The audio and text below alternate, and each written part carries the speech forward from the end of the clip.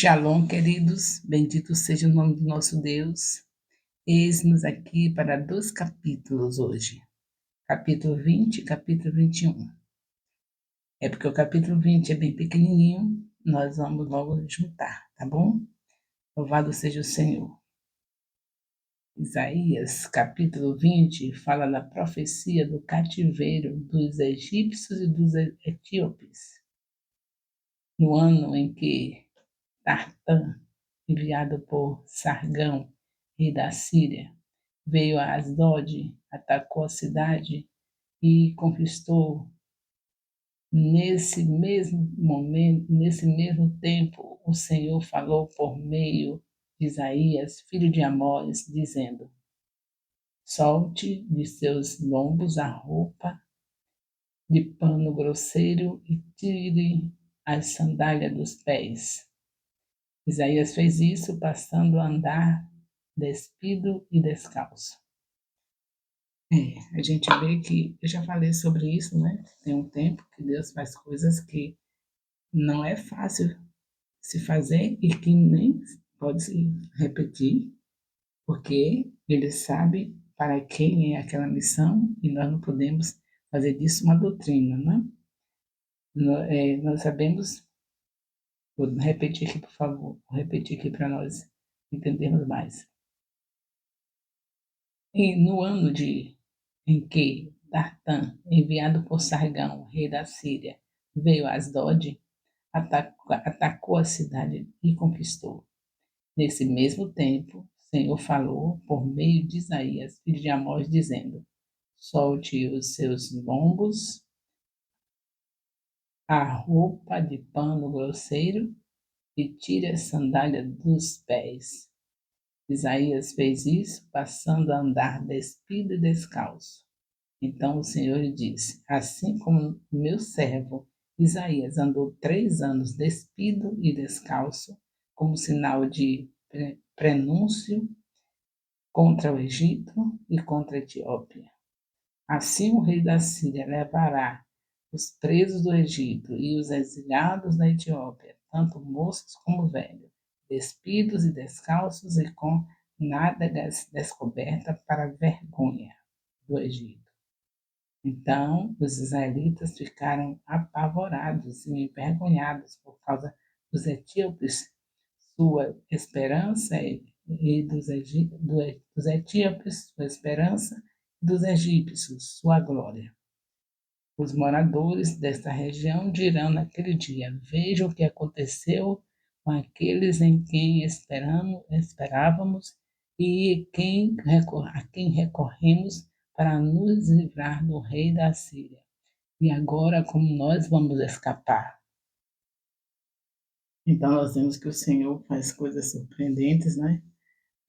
Nós já vimos que teve um profeta, não vimos, nós vamos ver, e foi obrigado a casar obrigado, quer dizer, Deus determinou, o profeta faz tudo com prazer, porque sabe que é um prazer ser escolhido por Deus.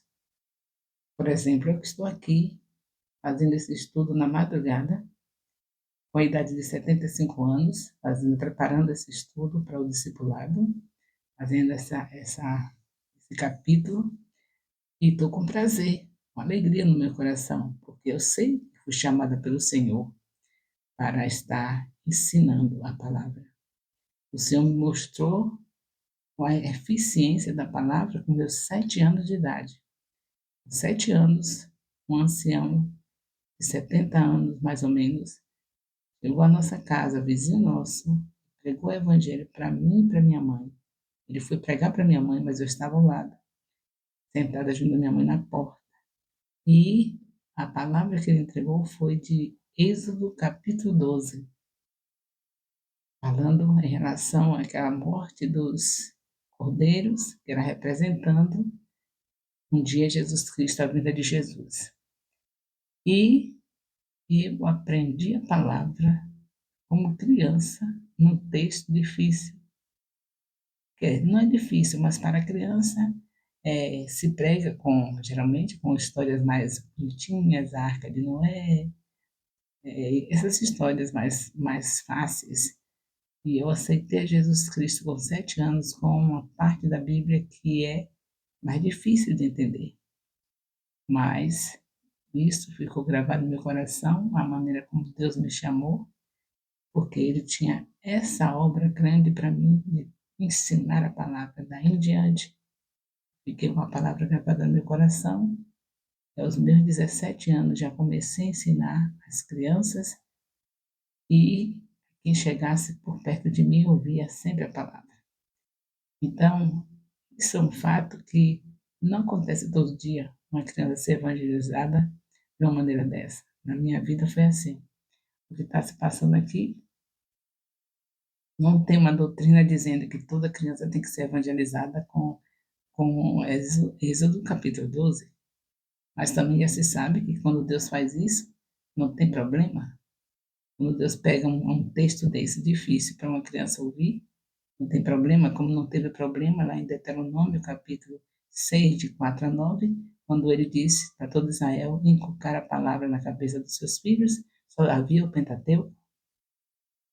Então, não vai ser uma doutrina que só pode ser o Pentateuco para a criança estudar, mas deve-se saber que a Bíblia de Gênesis e Apocalipse, a criança pode estudar e pode entender. Está provado isso. Porque Deus mandou.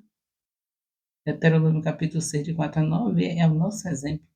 E não tem nenhum problema para uma criança estudar a Bíblia toda, então, dentro da nossa casa, que a gente senta com nossos filhos, e ensina a Bíblia de Gênesis e Apocalipse. Cada capítulo vai ser maravilhoso, a criança vai entender, porque se é uma pessoa que tem a mente preparada para aprender rápido e gravar para sempre, é a criança.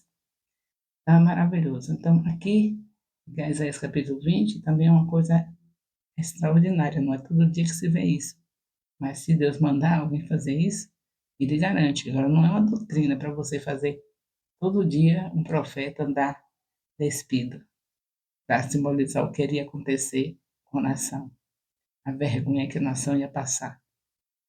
O profeta tem que fazer isso, como um ato profético. Assim como você está andando nu, passando vergonha, assim a nação vai passar vergonha, vai ser humilhada, vai saber que só o Senhor é Deus.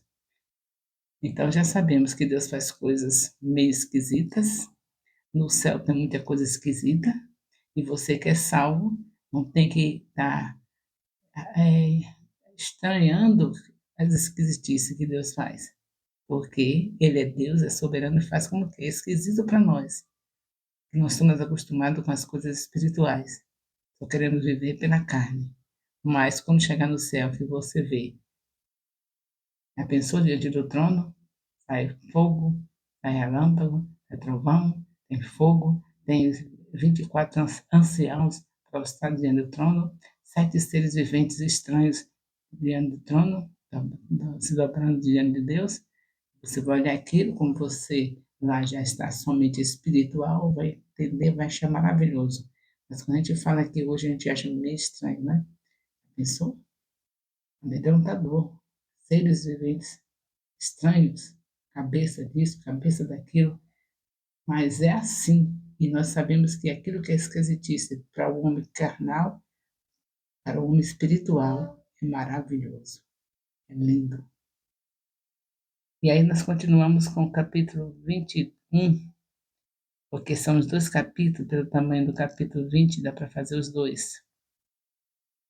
Em Isaías 21, o Senhor faz uma advertência contra os moradores de deserto. Eles serão consumidos. Toda dor e gemido que eles causaram será silenciada. Deus ordena ao profeta que coloque um vigia na torre. Sua função é avisar sobre tudo que se aproxima da cidade. Precisamos estar alertas com a relação a tudo em nossas vidas, principalmente o mundo espiritual. Devemos ser como sentinelas vigilantes. Não podemos deixar passar nenhum detalhe. Tudo deve estar diante de Deus em oração. Somente assim estaremos seguros. Qual é o problema que você tem? Fique vigilante, não deixe nada oculto. Deus sabe todas as coisas, mas Ele quer que abra a sua boca e fale. Isso demonstra que você tem confiança nele. Ah, mas Deus já sabe o que eu estou passando. Ele sabe, mas quer que você fale. O que você está passando? Ah, tá difícil essa situação de solteiro, tá? Pois é, fale com Deus, porque não tem nada oculto a Ele, mas Ele quer que você mostre a confiança. Senhor, como eu estou? Cadê minha esposa? Cadê meu esposo? Cadê a pessoa que o Senhor tem para mim? Fale com Ele. O Senhor está vendo como eu estou? A minha situação? E o Senhor quer que você fale e Ele quer resolver seu problema, porque Ele resolve todas as coisas, não tem nada que Ele não possa fazer. Para a sua vida de solteiro já está resolvido. Ele já falou que o solteiro cuida das coisas como agradar ao Senhor, então vá trabalhar, vá fazer discípulos, que é o maior trabalho que tem na terra para o reino de Deus é esse. Jesus Cristo disse: ide e fazei discípulos. Ide, fazei discípulos. Então, o solteiro é aquele que tem o tempo maior para isso. Então, enquanto o Senhor não traz o seu esposo para a mulher e a esposa para o homem, a obra deles é essa. E por que você está se lamentando de situação, tanto hormônio, tanta coisa, e eu assim desse jeito sentei ainda o meu cônjuge. Tenha um marido um principal que é Jesus, fazendo a obra dele, a mente ocupada, não dá lugar para Satanás. Fazendo a obra dele, você vai pensar na grandeza que é o reino de Deus, as pessoas se convertendo, você ganhando, consolidando, discipulando e enviando essa alegria é incomparável. Se é um filho de Deus, não tem nada mais lindo do que você ver uma alma ser tirada do inferno, assim como você foi um dia. Então, se ocupe com isso. Tenha certeza que se você falar com Deus o que você está passando, Ele vai dizer: você não fez ainda o que eu mandei? Vai fazer a minha obra, você vai se alegrar, vai ter alegria no seu coração. Tem nada mais lindo de você ver uma alma salva, tirada da mão de Satanás? Tem algo mais lindo? Se é crente de verdade, vai ter a maior alegria da vida que vai superar todas as alegrias. A alegria do casamento é muito lindo, é maravilhoso, mas enquanto você não casou, faça o que Deus mandou. Os solteiros fazem isso. Cuida da obra do Senhor. Então, a gente tem que pensar, eu estou falando aqui porque eu estou dizendo a você que não deixe nada sem falar ao Senhor, como está escrito aqui em Isaías, capítulo 21. Fale tudo para Deus. Em 722 a.C., um príncipe caldeu da região do Golfo Pérsico chamado Marduk, Apal e Dina, chamado Marduk Baladar, em Isaías 39:1. Ele revoltou-se contra a Síria e capturou a Babilônia e foi coroado rei da Babilônia. Esse esse, essa história, como todas as histórias de deuses, Deus Marduk e todos os outros, começa lá com aquele neto de Noé, lembra? O neto de Noé chamado Nimrod, lá em Gênesis capítulo 11, 10 e 11, porque você já estudou tudo isso, desde maio que nós estudamos a Bíblia, semanalmente, junto com os nossos discipuladores, e desde maio que foi sugerido nós lermos em nossas casas 3 capítulos da Bíblia, um pela manhã, no lugar secreto, outro ao meio-dia, enquanto descansa o almoço, e uma noite reunindo a família e fazendo o culto doméstico. Se você vem nessa sequência aí, você a essa altura já está entendendo tudo da Bíblia, tudo que for necessário, e tudo é necessário ao seu tempo. Como, por exemplo, um homem daquele como Noé amaldiçoou um filho, e o resultado foi um bisneto fundador de toda a idolatria, de toda a Babilônia. E esse Marduk aqui já vem, esses deuses já vêm daí, de quando começou a idolatria na terra através de Nimrod, um bisneto de Noé. Estou voltando a falar isso porque a gente não estudou a Bíblia para ficar esquecida, a gente estuda para se lembrar, para ter guardado no coração. Então, quando a gente chega num capítulo que tem algo que foi estudado, sempre a Bíblia tem coisas que se repetem, aí a gente deve repassar, não é? Porque nós temos que falar da palavra de Deus como se fala de feijão e arroz. O alimento material não é tão importante para a gente, que quando a gente chega a gente fala dele. Ah, meu feijão hoje foi uma beleza, não é? Pois assim é a Bíblia. Ah, o capítulo de hoje que eu li, maravilha, que alimento espiritual. É assim que nós devemos ver e saber falar. Porque é a história de Jesus, de Gênesis a Malaquias, é Jesus que está contando Jesus.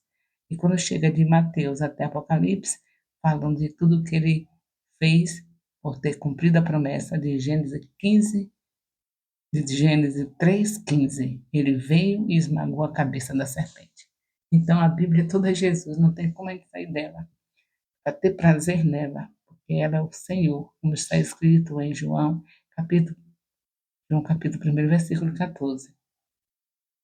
Vamos prosseguir com o texto aqui, o comentário do texto. De vez em quando eu faço algumas analogias, eu espero que você entenda que é necessário comparar esse tempo com o nosso. Então vamos aqui. Contudo, esse Sargão conseguiu expulsar Merodach-Baladá da Babilônia. Após a morte de Sargão em 705, Merodach-Baladá, junto com as tropas elamitas, se revoltaram contra Senaqueribe. Em 702, Senaqueribe finalmente derrotou ele e devastou sua terra ao redor do Golfo Pérsico. Sem dúvida, Isaías estava profetizando sobre esta situação. Ezequias, rei de Judá, e outros membros de sua corte real achavam que Maradoc-Baladá seria capaz de acabar com a força do Império Assírio. Mas Isaías estava avisando-os de que isso não aconteceria. Isaías 21, 1. Isaías 21, 1. Profecia de Isaías, nesse capítulo 21, versículo 1. O profeta Isaías retratou uma invasão do deserto pelo mar, ou seja, Babilônia pelo Golfo Pérsico, como sendo semelhante a uma tempestade no deserto se aproximando. O invasor foi provavelmente Merodach-Baladá, que surgiu repentinamente das regiões desérticas para se revoltar contra a Síria. Em Isaías 21:2, Deus deu a Isaías uma visão sobre a investida da Babilônia contra a Síria. O profeta ouviu o grito de guerra para que Elam e Média atacasse a Babilônia e libertasse a Síria e a libertasse da Assíria. Libertasse a Babilônia da Síria, atacasse a Babilônia e a libertasse da Assíria. Aparentemente, Merodach-Baladã sentiu que seria capaz de parar o avanço assírio e assim libertar toda a região.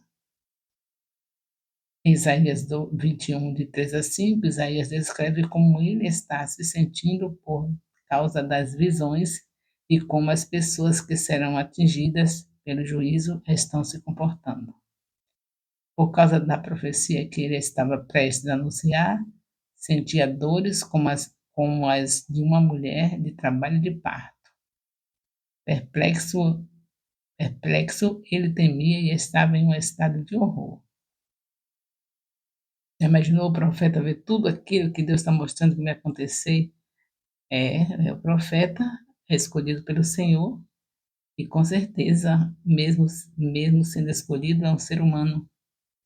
Então a gente participa daquilo de uma maneira bem integral do que Deus está fazendo. Até situações especiais o Senhor determina para o profeta, para aquele que está com a missão de trazer a sua voz, transmitir o que ele fala. É muito duro mesmo. Já imagina minha situação quando eu falo de determinados textos da Bíblia que Deus me escolheu para falar, que as pessoas não querem falar, não falam, não é porque não querem, é porque não foram escolhidas para isso. Por exemplo, falar de Mateus capítulo 5, 28, e se o homem olhar para uma mulher, pensar já pecou, nem todo mundo fala sobre isso. E as pessoas não foram chamadas para isso, nem todos foram chamados para isso, porque isso vai implicar em muitas rejeições para o profeta. E Deus sabe quem ele escolhe para isso. Eu fui rejeitada desde quando eu assumi esse ministério, porque falei que se um homem olhar para uma mulher e pensar peca. Então, se só em olhar peca, imagine um homem abraçado com uma mulher beijando na boca sem ser a sua esposa. Não casou e já está beijando. Aí isso aí é terrível. Mas Deus me chamou para isso. Deus me chamou para isso porque quando aos 17 anos eu me batizei, que aí a partir assumi mesmo a minha vida com Jesus, aceitei com 7 anos, mas até os 17 eu não estava com essa firmada como depois dos 17. Então ali eu já entendia, sem ninguém me ensinar, pelo próprio Espírito Santo, eu comecei a ler a palavra de Gênesis Apocalipse, comecei a sentir que a palavra realmente é para ser amada, é para meditar e ter prazer nela. E aí eu comecei a conhecer versículos que as pessoas não conhecem porque decoram somente alguns versículos isolados e não se liga naquilo que não é para amaciar o ego. Só quer saber da parte que é boa, você vai receber, que Deus tem muita coisa para a gente receber, mas também Ele tem muitas coisas que Ele diz que para a gente receber depende. Para a gente receber, por exemplo, a saúde, lá em Êxodo 15 está escrito que se não fizer a mesma coisa que os ímpios fazem. É porque se você quer saúde, você vive da mesma jeito do ímpio, não é? Dorme tarde, não considera que o sono deu, que Deus deu sono para a gente usufruir dos primeiros horários da noite, porque nesse sono é o sono que repara, que faz toda a recompensa das energias perdidas. A gente não vive como ímpio. O ímpio não tem interesse de cuidar do templo do Espírito Santo. Eles não têm o Espírito Santo, então eles não têm esse problema. Eles vivem como eles bem entendem, fazendo o que bem querem. Então eles dormem a hora que querem, fazem o que querem, porque o corpo deles não é templo do Espírito Santo. Mas nós recebemos em Jesus, ele pagou o preço para nós sermos o templo do Espírito Santo. Então, a Bíblia é maravilha, tem todas as respostas. Você quer uma saúde? Eu sei que Deus cura qualquer doença, qualquer enfermidade, mas não é por causa disso que você vai viver desrespeitando aquilo que é tão valoroso para Deus, nosso corpo. Então, sono, alimentação, o exercício físico, tudo isso são coisas que nós sabemos que vai fazer a nossa parte a fazer para o Espírito Santo poder nos usar. Imaginou aqui aos 75 anos, na madrugada, fazendo esse estudo. Por que que eu estou fazendo isso? Porque o Senhor está me dando saúde. Mas você já sabe como é a minha alimentação? Já sabe como é a hora que eu durmo? É a minha parte. Agora, a parte de Deus é me livrar de tanta coisa ruim, que eu posso ter esse cuidado com o corpo, mas pode ter um acidente. Eu posso ter esse cuidado com o corpo, mas de repente, sem saber, tomar uma coisa venenosa. Então, eu dependo do Senhor. E como toma coisa venenosa, né? Porque hoje nós, até as verduras que nós comemos estão cheias de agrotóxicos. Mas aí a parte de Deus para me livrar, se comer alguma coisa mortífera, não lhe causará dano algum, é a parte dele. E a minha parte é ter cuidado com o meu corpo, que não me pertence pertence a ele. Então, nós devemos sempre, o capítulo não está falando de saúde, mas o capítulo está falando dos cuidados de Deus para conosco, dos ensinos dele. E ele nos ensinou isso. Que nós somos templo dele e que devemos, é claro, cuidar do templo. Então, por causa da profecia, ele estava prestes a anunciar, ele sentia dores como de uma mulher de parto, de trabalho de parto. E perplexo ele temia também em um estado de horror. Em contraste, estou falando do profeta, né, como estava o estado dele devido a toda essa responsabilidade de transmitir tudo aquilo que Deus estava falando. Para o livro hoje está escrito, a Bíblia, com 1189 capítulos, foi preciso homens que Deus escolheu passar por situações como essa e tudo ficar registrado para hoje a gente saber. Então, hoje eu não estou estranhando se eu estou aqui na madrugada falando, fazendo essas gravações, porque eu sei que faz diferença quando a gente é escolhido. É escolhido, tem que estar realmente à disposição do Senhor. Se é escolhido, não vai ter nenhuma dificuldade, porque sabe que o Espírito de Deus que escolheu ele mesmo sustenta. E assim está Isaías. Em contraste com as pessoas ao redor, viviam como se nada ao seu redor, viviam como se nada estivesse acontecendo.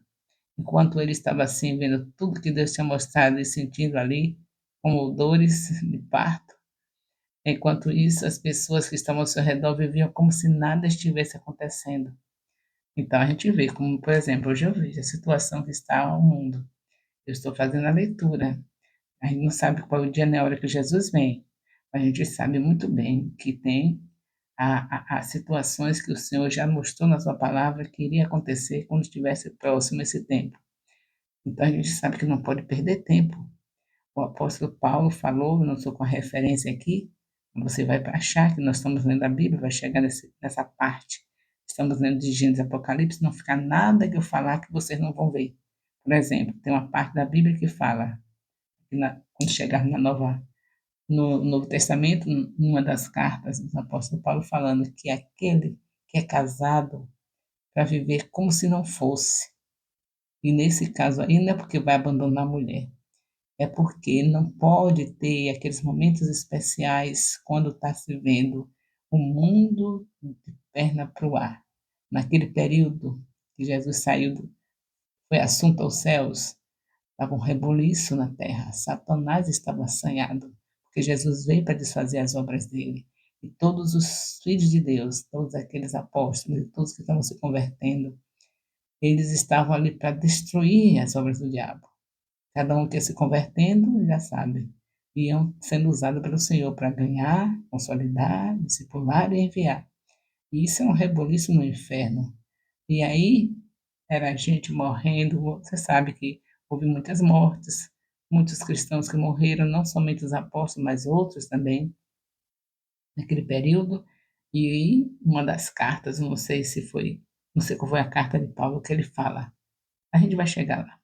Ele fala que os que são casados vivessem como se não fosse. Não tinha condição de estarem deitados, aquela coisa toda gostosa que o esposo com sua esposa, na sua intimidade, no seu quarto. Não tinha condição. Enquanto estavam muitos morrendo por amor a Jesus e muitos precisando de ser libertos naquele rebuliço dos primeiros dias da igreja na terra. Então, era um tempo que o casado ia ter que ter um pouquinho de abstinência dos prazeres que são lícitos para ele, porque o próprio apóstolo Paulo disse: todas as coisas me são lícitas, mas nem todas me convêm. Quer dizer, é lícito um casal viver na sua poltronazinha, sentadinho, cabecinha no colo, tudo direitinho, tudo lindo, depois irem dormir os dois, naquela coisa toda gostosa.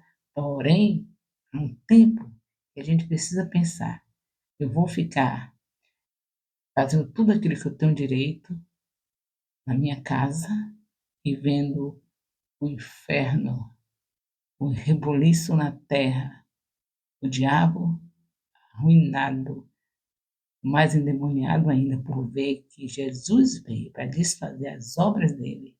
E a gente vê alguém na mão de Satanás sendo escravo dele e a gente se deliciando sabendo que precisa ser liberto para poder alcançar a mesma graça, a mesma salvação que a gente alcançou.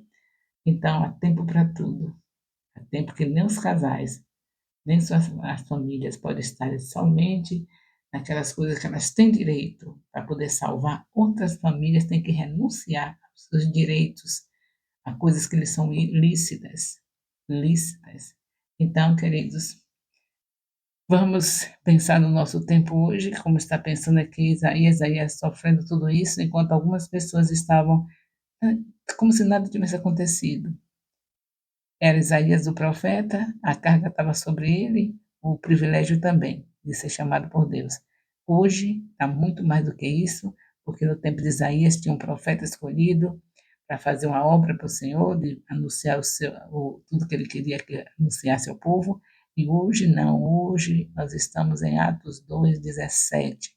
Derramarei do meu espírito sobre toda a carne, filhos e filhas profetizarão. Então, hoje é um tempo de profetas e profetisas, todos sentindo a dor de ver as coisas, porque a gente vê o que está acontecendo, a gente tem que falar, tem que alertar o povo, tem que tirar as pessoas da mão de Satanás. Então, hoje não é somente o Isaías sofrendo e uma porção de gente olhando indiferente. Hoje são os filhos de Deus, a igreja do Senhor, sofrendo as dores de parto, vendo o mundo agonizando, vendo o diabo endemoniado mais ainda. E a gente sabe que isso é doloroso, porque somos nós que temos que nos entregar, renunciar a nós mesmos, renunciar aos direitos que nós temos, coisas que são lícitas, para fazer o Senhor Jesus Cristo prevalecer na terra. Ele deixou essa missão para nós como noiva. Então, hoje não é um profeta, somos todos nós. Tem um profeta que está na frente do povo, como no meu caso, na frente de um povo, visionando um discipulado de excelência, um discipulado nobre, onde a palavra de Deus se faz presente dentro das nossas casas, dentro de 7 dias com os nossos discipuladores. Então, supervisionando uma obra dessa, imagine se eu vou poder fazer as coisas que me são lícitas, renunciando coisas que são lícitas. Estar com meus netos, por exemplo, eu não crio netos, Deus me deu o privilégio de ter meus filhos que foram criados com a palavra de Deus dentro do nosso lar, todos os dias, culto doméstico, eles aprenderam que tem tempo para tudo, que a avó não é para criar netos. Já tem esse privilégio, mas eu também quero receber os meus netos. Não é para criar, mas eu quero receber, ter tempo para eles. Eu perco momentos de estar com meus netos sem peso na consciência, porque a obrigação de estar com seus filhos são os pais, mas a gente quer ter o prazer de receber. Isso é um prazer, não é obrigação, mas é um prazer. Mas somos até tirado esse prazer de cuidar, de receber o neto, passar aquele momento de, de sair para fazer uma diversão, uma praia, né? Tomar um solzinho assim, ao ar livre. Tantas coisas que nós somos lícitas, mas se a gente, por sermos os profetas e profetisas dos últimos dias, temos que saber que precisamos fazer o que fizeram conosco. Alguém enfrentou o inferno. Não pense que a pessoa que foi levar você a Jesus Cristo chegou assim de boa, não. Muitas retaliações, muita coisa veio sobre ela, mas ela cumpriu o propósito e falou de Jesus para você, e hoje você é um filho de Deus, uma profetisa dos últimos dias. E agora, o que, que Deus requer de nós? A mesma coisa, a mesma obra. Começando pela nossa casa, você que recebeu Jesus Cristo e teve uma pessoa que confiou no Senhor, e enfrentou o inferno e trouxe você para Jesus, então você agora diz: eu e a minha casa servemos ao Senhor. A palavra diz: crê no seu Jesus e será salvo toda a tua casa. Então agora é a hora de você começar seu discipulado, se não começou, com seus filhos, culto doméstico todos os dias, a palavra se fazendo presente não somente na leitura, mas também na prática. E aí, depois que você está nessa obra maravilhosa, não se esqueça que tem vizinho da direita, vizinho da esquerda, veja os filhos dos vizinhos da sua idade, volta junto, ensina, e aí vai prosseguindo, ganhando as pessoas na sua rua, ganhando as pessoas no seu bairro, ganhando as pessoas no seu trabalho, ganhando as pessoas na faculdade, ganhando, quer dizer, você falando e o Espírito Santo fazendo a obra, porque a gente só faz abrir a boca e falar. Enquanto você estiver com a boca fechada, o Espírito Santo não vai fazer. Então, você e eu, nós, profetisas dos últimos dias e profetas, que temos que fazer essa obra. Então, arregaça as mangas e vamos lá, porque foi para isso que Jesus nos chamou. Nos tirou das trevas para a sua luz, para nós brilharmos. E o brilho chega a cada pessoa que você falar de Jesus. O amor de Deus, nosso Pai, a graça salvadora do nosso Senhor Jesus Cristo, a comunhão do Espírito Santo seja com todos os discipuladores e discípulos do Ministério Apostólico Internacional, Filho de Jerusalém, desde agora e para sempre. Amém.